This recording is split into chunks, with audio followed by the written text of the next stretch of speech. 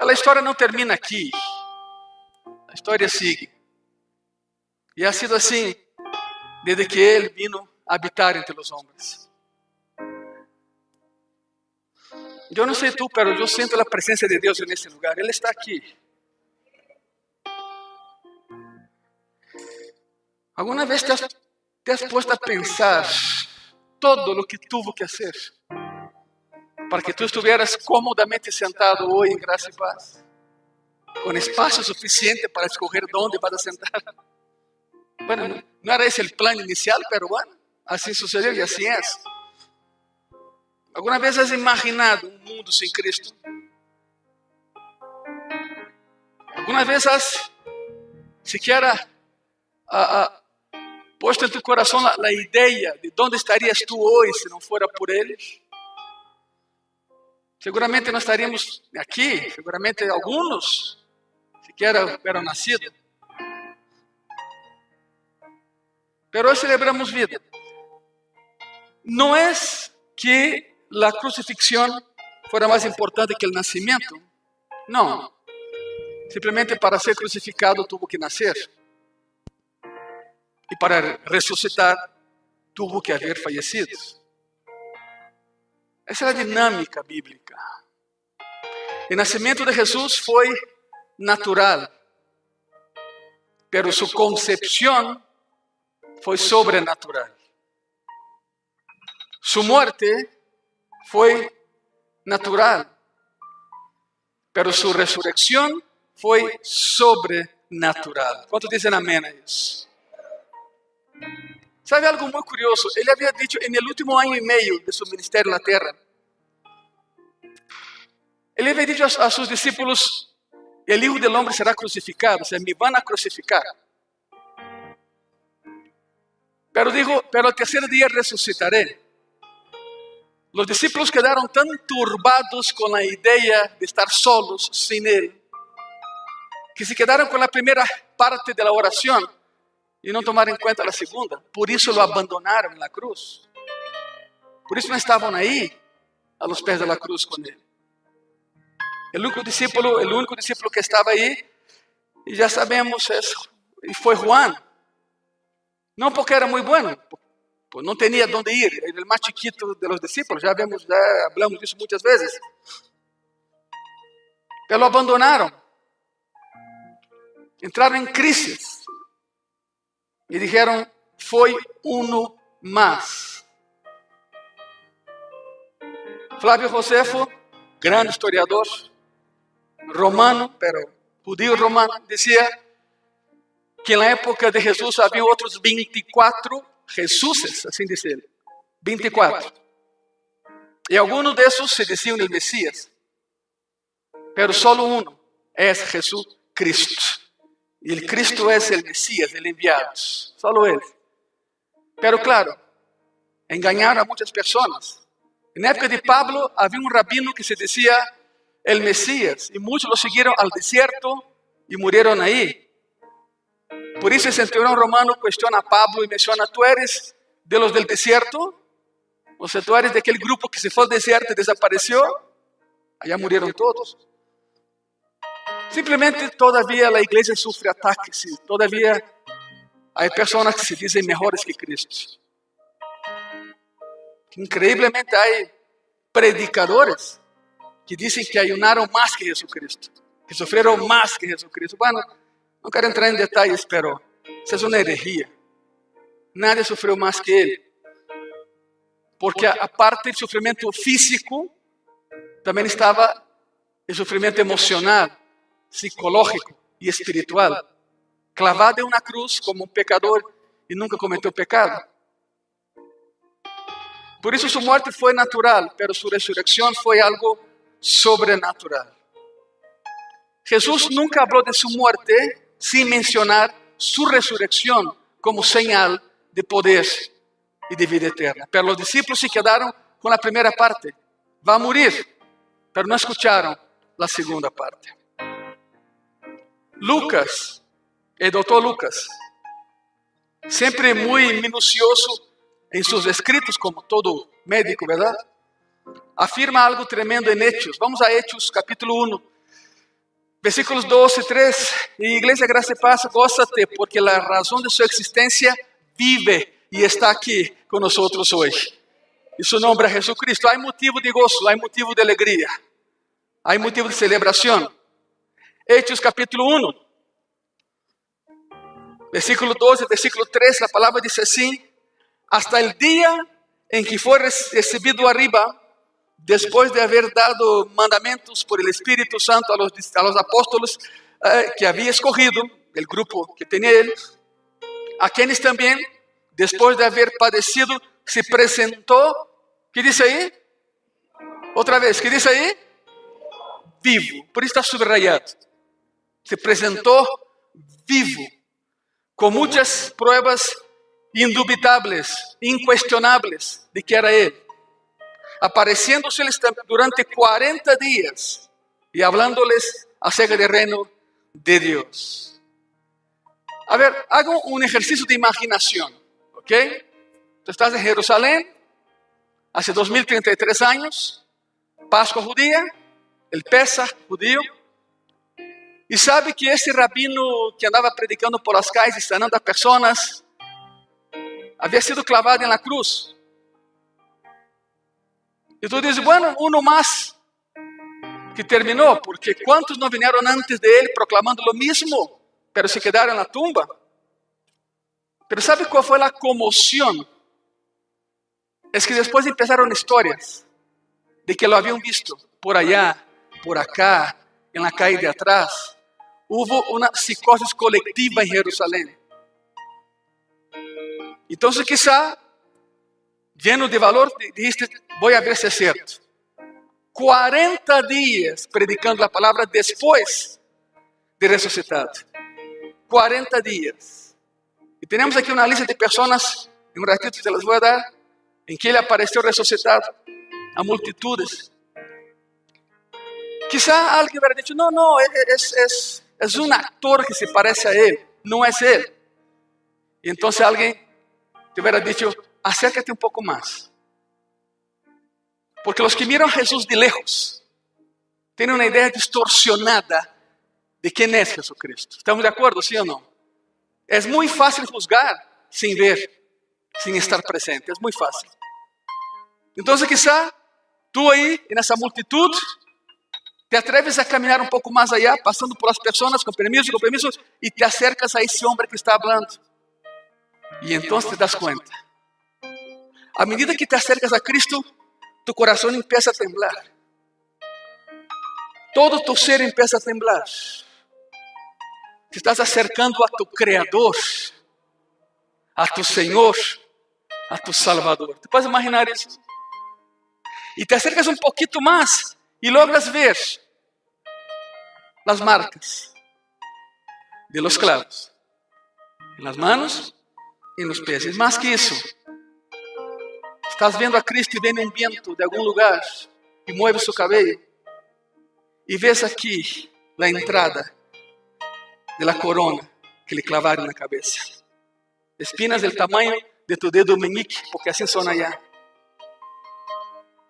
¿Sabe cómo la clavaron? Con las espadas. Colocaron la corona, pero les perforaba la mano. Entonces agarraron la espada romana con la lámina y apretaron la corona en 4 lugares diferentes para que esos espinos tocasen casi la caja craneana de Jesucristo. Y entonces te das cuenta, es Él, no hay duda, es Él. Y sales de ahí con el corazón brincando.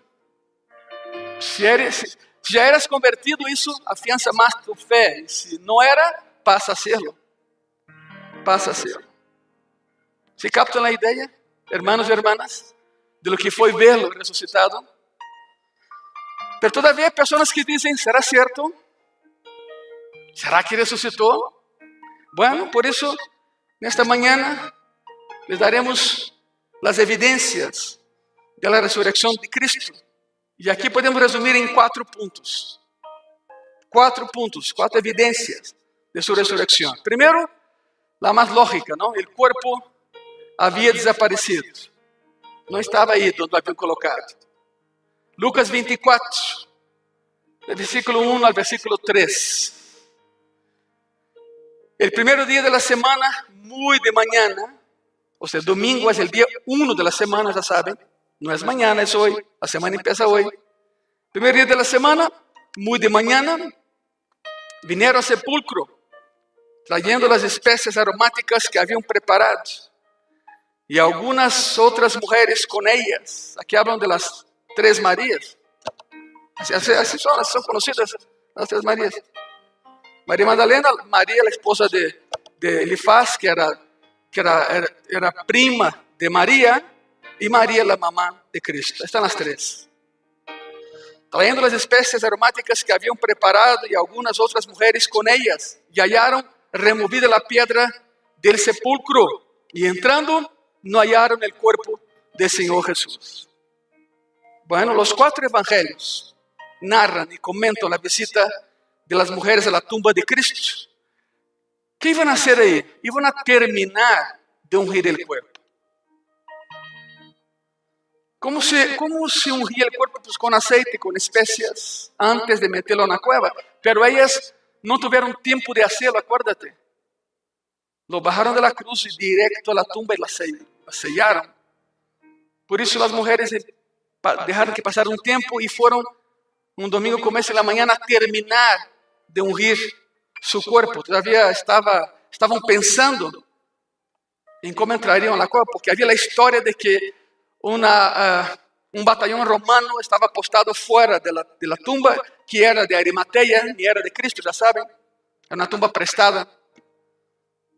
Todavía las mujeres pensando, ¿cómo vamos a entrar si están los romanos ahí vigilando la tumba? Para que nadie robe su cuerpo. Porque, ya saben, los fariseos se acercaron al gobernador de Judea y le dijo, mira, esa gente de esa secta, así dijeron, tiene la idea de que su líder se levantará al tercer día. No vaya a ser que roben su cuerpo y digan que resucitó. Entonces los romanos enviaron ahí a un batallón de élite de soldados romanos para vigilar la tumba. Ya conocemos la historia.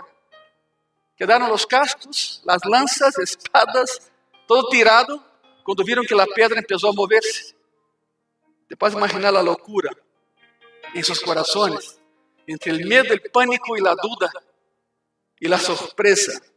Los 4 evangelios comentan la visita de las mujeres a la tumba, tal grado que se aparece un ángel y dice, ¿por qué buscan entre los muertos aquel que vive? Ya no está aquí. Como Él les dijo, resucitó. Ya no está aquí. Los 4 evangelios comentan ese hecho. Pero aún así, hay personas que buscan explicaciones humanas para el hecho de que la tumba estaba vacía. Aquí tengo algunos argumentos falsos, vacíos. Pero bueno, es lo que intentan tomar de la mano a los que no creen que resucitó. Primero, ponga mucha atención. Algunos argumentan que las mujeres se equivocaron de tumba y llegaron a otra que estaba vacía. Es completamente imposible, porque por lo menos 2 de ellas, María Magdalena y María, la mamá, vieron el lugar donde había sido colocado. Al menos 2 de ellas estaban ahí, porque acompañaron todo el trayecto a la cruz y de la cruz a la tumba. Al menos 2 de las 3 sabían exactamente cuál era la tumba. Al menos eso. Pero si es cierto que hubo una equivocación, entonces tenemos que extender un poco más nuestra imaginación. Pongan atención, por favor. Miren eso. Arimatea y Nicodemo también se equivocaron. Y consta que Arimatea era el dueño del lugar. La tumba era de Arimatea. Entonces Pedro y Juan, que corrieron hacia la tumba, también se equivocaron. O sea, todos se equivocaron. Te digo una cosa, no había muchas tumbas como esta ya. Porque era una tumba para ricos. Era una cueva transformada en tumba, donde había una piedra que se giraba de un lado a otro para taparla. No era una tumba muy común. Pero hay personas que dicen que se equivocaron. Entonces todos se equivocaron y fueron a la tumba equivocada. Es imposible. Y además veo un último argumento que ese sí es increíble, ¿no? Porque en las tumbas se colocaba el nombre del dueño en la entrada, grabado en piedra. Claro que era una cueva y ahí grabaron, y ahí estaba el nombre de Arimatea, porque la tumba le pertenecía a él. No se equivocaron de tumba, llegaron a la que era. Otros dicen que Jesús no murió en la cruz, sino que sufrió un desmayo por tanta tensión y presión. Se desmayó en la cruz. Bueno, los romanos tenían uno de las mejores medicinas o sistemas médicos de la antigüedad. Médicos muy preparados. Ellos sabían que cuando una persona muere, se forma una película de agua alrededor del corazón, porque el corazón deja de latir. Por eso le perforaron su costado. No lo hicieron solo con Cristo. Todo lo que era crucificado y aparentemente estaba muerto, no tenía un espejito para subir allá y a ver si respiraba o no. ¿Qué es lo que hacían ellos? Perforaban su costado. ¿Alguien se acuerda cuando perforaron qué fue lo que salió? Sangre y agua. ¿Sí están aquí, verdad? Muy bien, sangre y agua. Cuando sale el agua dijeron, el corazón se detuvo, el corazón ya no funciona, está muerto. No es posible que haya sufrido un desmayo en la cruz. Ahora, supongamos que perforaron en el lugar equivocado y salió agua por alguna razón y se desmayó y metieron ahí. ¿Cómo salió? ¿Cómo movió la piedra solo? Será necesario varios hombres para girar esa cosa. Si no resucitó, entonces sigue allá, pero ya no está allá. Salió. Pero aquí va una explicación, quiero que entiendan eso. La piedra no se movió para que él saliera. Nada más acuérdense que él entró en el aposento alto, con ventanas y todo cerrado, y entró. Y comió con ellos, convivió con ellos. Entonces, ¿por qué la piedra se movió? Bueno, la piedra se movió no para que él saliera, se movió para que tú y yo pudiésemos entrar y ver que el cuerpo ya no está ahí.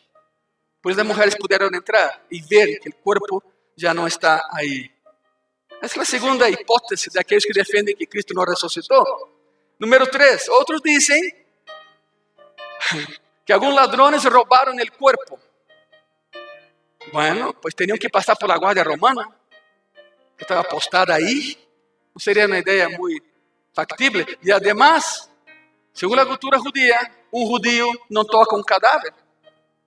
Tuvieron que contratar a rateros internacionales para ir allá a Jerusalén, poder pasar por la guardia romana y robar su cuerpo. Es algo que no tiene lógica. No tiene lógica. La cultura judía prohíbe que un judío toque un cadáver. Por eso cuando Sansón, es muy curioso eso, Sansón mata a un león, lo deja allá, días después pasa, está el cadáver del león, y dentro de ese cadáver estaba la miel, estaban las abejas. Y Sansón toma, mete la mano en el cadáver del león, saca la miel y se lo da a su papá. Curiosamente la palabra dice, Sansón nunca dijo a su papá de dónde había sacado la miel, porque Sansón sabía que estaba mal. No podía ser eso. Sabemos que ni un judío toca un cadáver. Otros dicen entonces que se equivocaron de tumba, otros dicen que no murió, que nada más se desmayó, otros dicen que ladrones robaron el cuerpo. Hay una cuarta teoría de que los propios discípulos robaron el cuerpo, pero da lo mismo. Eran judíos, no tocaban cadáver. Y si tenían que hacerlo, tenían que pasar por la guardia romana. O sea, es imposible. No hay cómo. Otros dicen, hay una quinta teoría.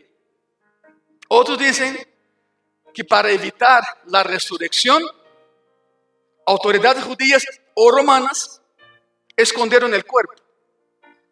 Tampoco es factible eso, porque la manera de acabar con la iglesia por parte de Roma era presentar el cadáver de Jesucristo. Era convocar a toda la ciudad en la plaza pública de Jerusalén y comentar, ustedes creen que resucitó, ¿verdad? Ustedes basan su fe en que Él se levantó como había prometido. A ver, tráigame el cadáver. Muy fácil. Para acabar con la iglesia sería muy fácil presentar el cadáver de Cristo. Con eso se acabaría la iglesia. ¿Por qué nunca lo hicieron? Porque nunca lo tuvieron. Porque Cristo resucitó de entre los muertos. y vive. El cuerpo desapareció porque el cuerpo se levantó. Y Cristo predicó por 40 días resucitado a una multitud de personas. Y la historia se alastró y la iglesia empezó a crecer. Segunda evidencia, esa todavía más increíble que la primera. Segunda evidencia de que resucitó, el sudario estaba enrollado. Me preguntas, pastor, ¿qué tiene eso que ver? Tiene todo que ver. Déjame explicarte algo. El sudario estaba enrollado. No confunda el sudario con la sábana, el lienzo, lo que sea. Eso es otra cosa. Juan, capítulo 20, y versículo 3 al 8. La palabra dice así. Y salieron Pedro y el otro discípulo y fueron al sepulcro. Porque las mujeres regresaron y dijeron, ¿qué cree? El Señor resucitó. Su cuerpo no está. Entonces todos quedaron en shock. Y Pedro y Juan salieron corriendo. Corrieron los dos juntos. Pero el otro discípulo corrió más a prisa que Pedro y llegó primero al sepulcro. Claro, porque Pedro ya era un ancianito y Juan era muy joven. Por eso salieron dos juntos, pero en una carrera de 100 metros con obstáculos, pues Juan gana, ¿no? Por las calles de Jerusalén. Y Juan llega primero. Y bajándose a mirar, vio los lienzos puestos ahí, pero no entró. O sea, Juan llega exactamente al lugar, claro, sabía dónde estaba el cuerpo, y en la entrada no se atreve a entrar, le da miedo, pánico de lo que va a ver. Pero miró adentro, pero no entró. Versículo 6. Luego llegó Simón Pedro. No sabemos cuánto tiempo tardó en llegar. 20 minutos, 15, porque venía lento, ya no podía correr. Luego llegó Simón Pedro tras él y entró en el sepulcro. O sea, típico de Pedro, ¿no? Pedro no esperaba nada. Quizás Juan estuviera en la puerta, Pedro llegó, lo sacó y se metió. Y entró a la tumba. Y entró en el sepulcro y vio los lienzos puestos ahí y el sudario que había estado sobre la cabeza de Jesús, no puesto con los lienzos, sino enrollado en un lugar aparte. Eso es tremendo. Entonces entró también el otro discípulo que había venido primero al sepulcro y vio y creyó. La gran pregunta es, ¿qué vio Juan que le hizo creer de inmediato que había resucitado? No era nada más la ausencia del cuerpo, era el sudario enrollado y colocado al lado. Tú dirás, pastor, ¿qué tiene que ver eso? Tiene todo. Te voy a explicar por qué. Se trata de cultura. Es cultura judía. Cultura judía. Había una relación entre un amo y su siervo. Un amo y el siervo. Cuando antes de que el amo se sentara a la mesa para comer, el siervo prepararía la mesa con un sudario. El sudario era un pequeño pedazo de tela para limpiar el sudor, para limpiar la boca y las manos. Bueno, el siervo prepararía la mesa, el amo se sentaría a comer y si al terminar el amo se levantaría, limpiaría los dedos, la boca, la barba, si es que tuviera barba, y haría con el sudario una bola y la dejaría sobre la mesa. El mensaje era, levanta todo porque ya terminé. He terminado. Se acabó. Pero, si el amo se levantara de la mesa y enrollara el sudario y lo colocara en la mesa enrollado, el mensaje era, todavía no he terminado, volveré. Por eso cuando Juan entra, ¿se dan cuenta de eso? Cuando entra y ve el sudario enrollado, el mensaje fue, regresará. Todavía no ha terminado. Por eso es tan importante tener la idea concreta. No confundan el sudario con el lienzo enorme que lo usaron para bajar de la cruz. No lo sepultaron con ese lienzo. Nada más lo usaron para bajar de la cruz del cuerpo. La clave aquí es el sudario enrollado a un lado. El mensaje era, el Señor todavía no ha terminado. Él regresará. Por eso resucitó. La descripción en griego, en su original, de ese pasaje, dice que los lienzos usados para enrollar el cuerpo de Jesús todavía mantenían la forma de su cuerpo, porque eran 30 kilos de especias que se usaban rápidamente, tuvieron que hacer algo rápido ahí. Las mujeres no tuvieron tiempo de terminar y por eso regresaron domingo en la mañana. Pero esa cosa se quedó dura, como un capullo. Pero aparte del sudario enrollado, vieron, era un lienzo roto, el mismo lienzo que lo bajaron de la cruz, lo hicieron pedazos, tiras y enrollaban el cuerpo con eso. ¿Dónde aprendieron eso? Después de 430 años en Egipto, en el cautiverio. Aprendieron el proceso de mumificación sin quitar los órganos internos como hacían los egipcios. El proceso fue aprendido ahí. Sin embargo, entraron ellos y vieron el capullo vacío, pero todavía con la forma del cuerpo que una vez estuvo ahí y el sudario enrollado a un lado. La clave fue el sudario. Más allá de ese capullo formado por el cuerpo de Cristo vacío, fue el sudario. Cristo resucitó. No es leyenda, no es fábula, es una historia completamente verídica y comprobada. Evidencia número 3 de que resucitó. Simplemente el Señor fue visto resucitado. Lo vieron resucitado. Aquí va la lista, mire, ponga mucha atención. La Biblia menciona 10 apariciones separadas del Señor resucitado a diferentes personas. 40 días predicando la palabra después que resucitó. Apareció a María Magdalena, a las mujeres, a Pedro, a los discípulos en el camino de Emaús, acuérdate, siendo que uno de ellos era su tío, hermano de María, a los 10 en el aposento alto, a los 11, porque una semana después entró otra vez, y ahí estaba Tomás, una semana después, a más de 500 personas de una sola vez, a Santiago y a varios otros discípulos, Pedro, Tomás, Natanael, Santiago y Juan, en el mar de Galilea, y a otros cuando subió al cielo. Fue visto. Entonces hay personas que dicen, a ver, pero hay una explicación para esto. ¿Así? Más allá de la normal, de que sí fue visto resucitado y por muchas personas, no, sí. Hay personas que van a decir, siempre hay una otra explicación. Ok, aquí tengo las otras explicaciones para el hecho de que lo vieron predicando resucitado. La primera explicación que dan es esta. Es que fue una mentira. Todo fue una mentira. Si se tratara de una mentira, de que alguien lo vio resucitado, es el peor mentiroso de la historia. Porque una mentira conlleva otras cosas. Si una persona va a mentir que vio a Cristo, adornaría la visión.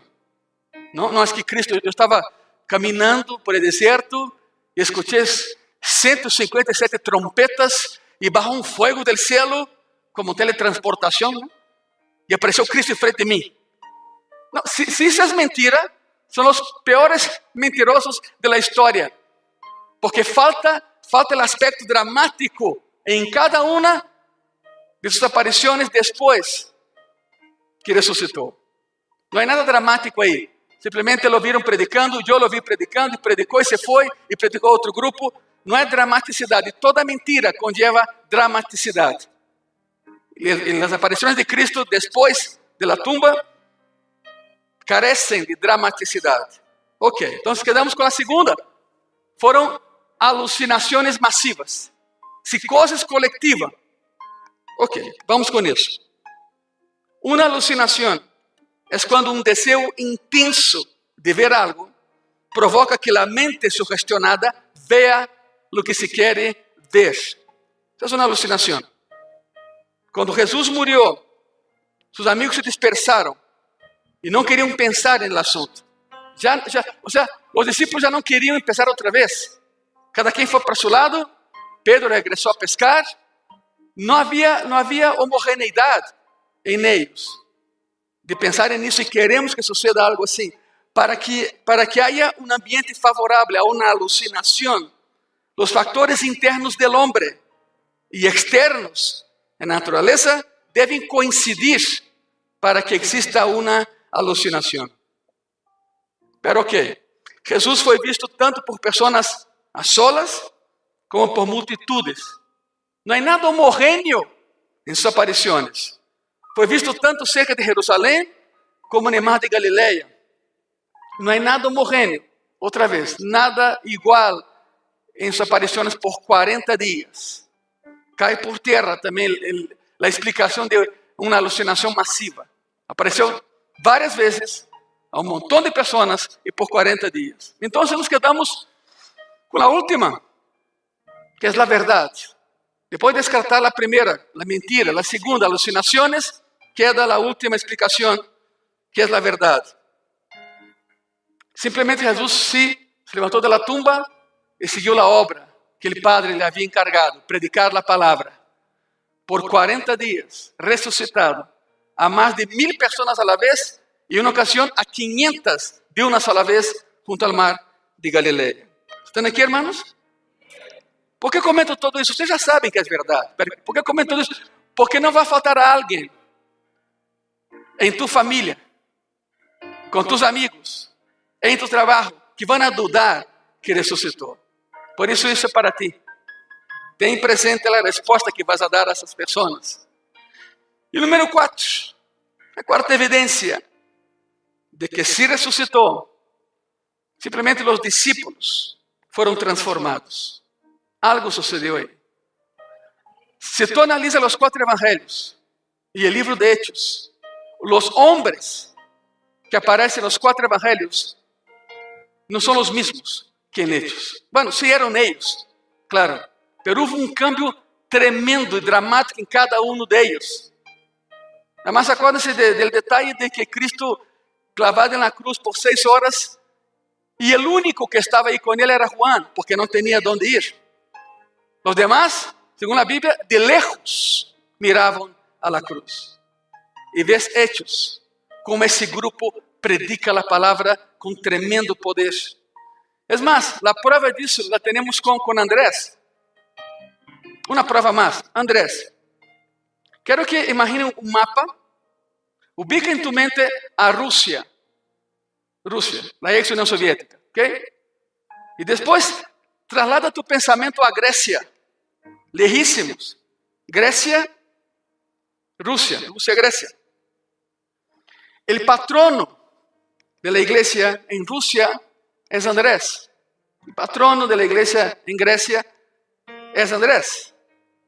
De hecho, en San Petersburgo, Rusia, en la catedral de San Andrés, así se llama, hay un nicho en la pared y hay una calavera ahí, una calaca ahí, ¿no? Adornada con diamantes, rubíes, esmeraldas. Y ellos ahí te dicen que esa es la cabeza de Andrés. Porque sí fue decapitado. La tradición menciona que sí fue decapitado. Pero tiene la cabeza de Andrés ahí. Una sola vez en la historia permitieron que bajara esa cosa. Hicieron exámenes. Y resulta que era un joven de 52 años. Jóvenes. Que vivió en el primer siglo en la región de Jerusalén. Porque pudieron ver lo que comía a través de la formación de sus huesos. Entonces, un hombre del primer siglo en la región de Jerusalén. Ok, entonces deja eso y vas a Grecia. Y hay un cuerpo sin cabeza. Y haciendo el ADN, coincidir el ADN de la cabeza en San Petersburgo con el cuerpo en Grecia, es la misma persona. Era un solo cuerpo. Más allá de eso, quiero que entiendan algo.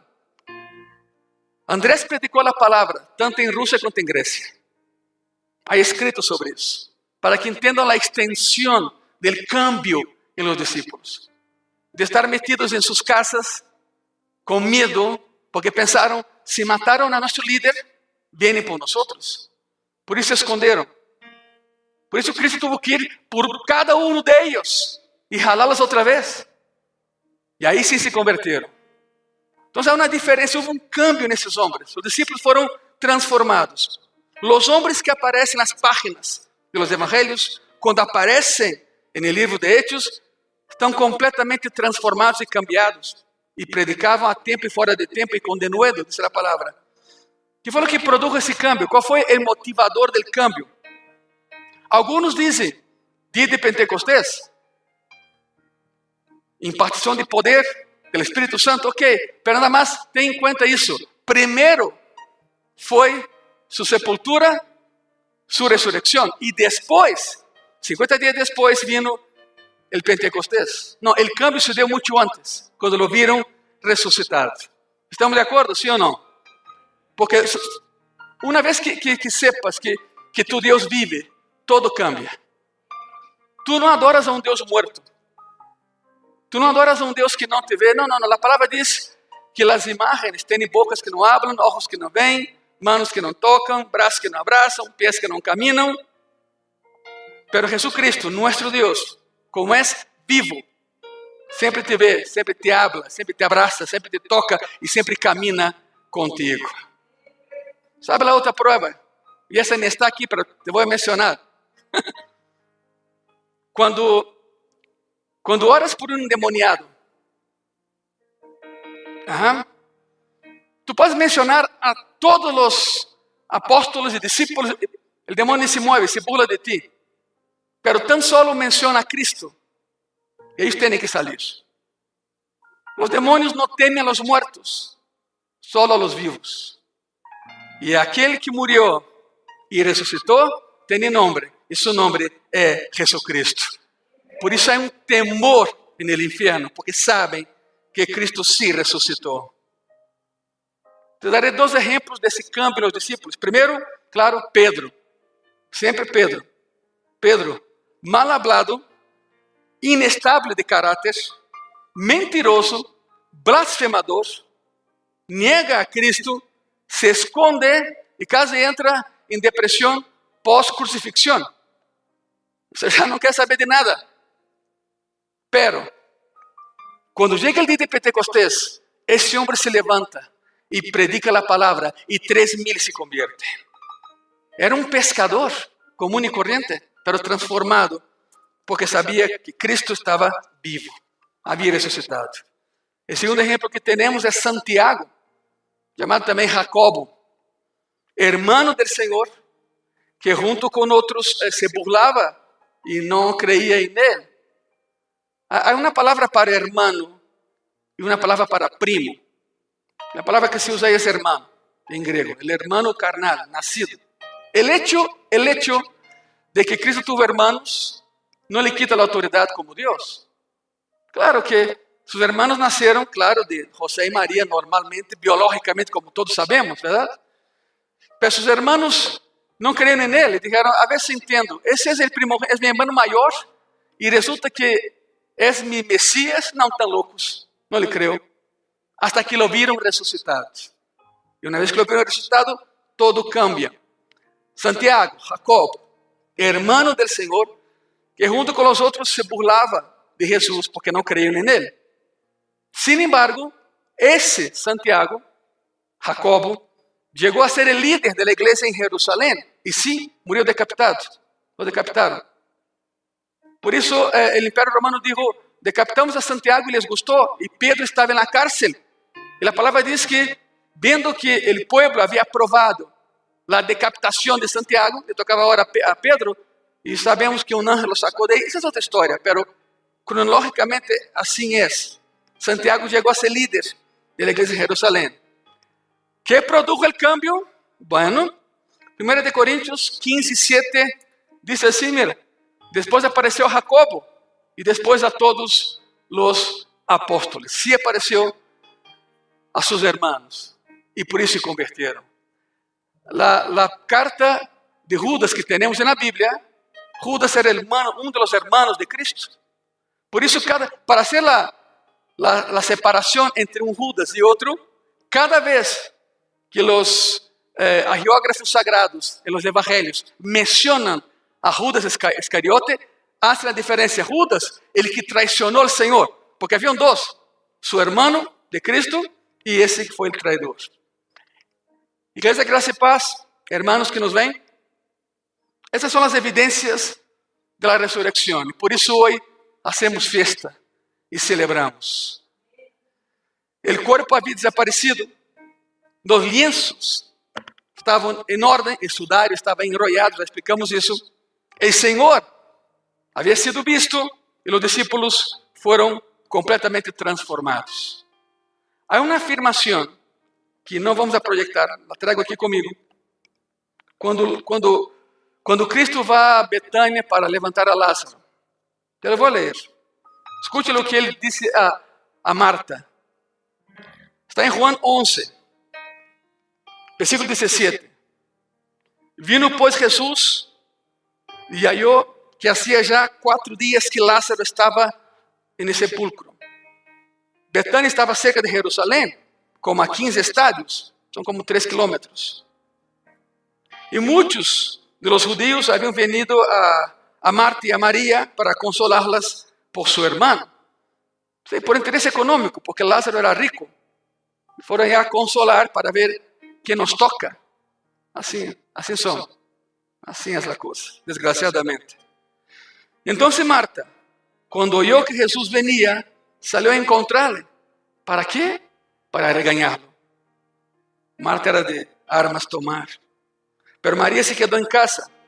Y Marta dijo a Jesús: Señor, si hubieses estado aquí, mi hermano no habría muerto. ¿Sabe qué es eso, no?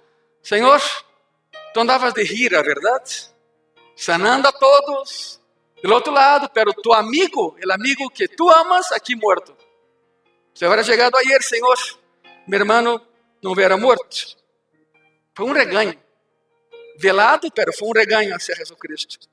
Mas también sé ahora que todo lo que pidas a Dios, Dios te lo dará. Me impresiona la respuesta de Cristo para aquellos que temen a la muerte y que dudan de que hay una resurrección en Él. Jesús le dijo: tu hermano resucitará. Esa fue la afirmación. Y Marta le dijo: yo sé que resucitará en la resurrección en el día postrero. O sea, Marta piensa a futuro. Marta, bíblicamente correcta y teológicamente Marta estaba en lo correcto. Que los muertos en Cristo resucitarán. ¿Cuántos dicen amén? Él viene por la iglesia en ese día. Pero Marta piensa en un futuro y habla teológicamente de manera correcta. Marta le dijo: yo sé que resucitará en la resurrección en el día postrero.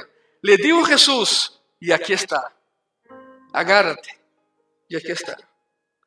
Le dijo Jesús: yo soy la resurrección y la vida. El que cree en mí, aunque esté muerto, vivirá. ¿Cuántos creen en Cristo en ese lugar? Eres eterno. Dios te programó para la eternidad. Y todo aquel que vive y cree en mí, no morirá eternamente. Y mire cómo termina. ¿Crees esto? Le preguntó a Marta. Yo, como tu pastor, te pregunto: Iglesia Gracia y Paz, ¿crees en esto? De pie, por favor.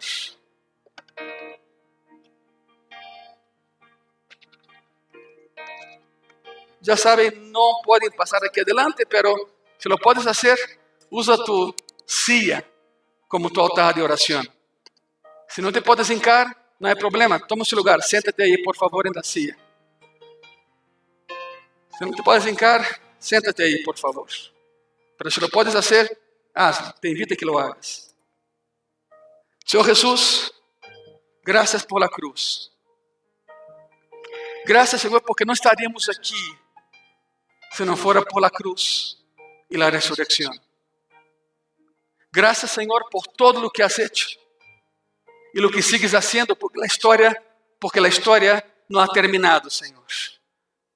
Así como dejaste el sudario enrollado, sabemos que todavía no has terminado con nosotros. Por esa razón, Señor, te damos las gracias. Gracias por todo lo que has hecho y gracias por todo lo que harás, Padre. Ahí en tu corazón agradece, iglesia, vamos. Ahí en tu corazón agradece y gózate, porque Cristo vive. Y si Él vive, nosotros también vivimos. Gracias, Señor. Muchas gracias. Amén. Amén. Se ponen de pie una vez más, por favor. Se ponen de pie una vez más. Gracias, Señor. Una vez que esté de pie, pues dé un otro aplauso a aquel que resucitó en un día como este. Gracias, Señor. Aleluya. Mensaje de vida, de esperanza resurrección. Vamos a entregar a Dios.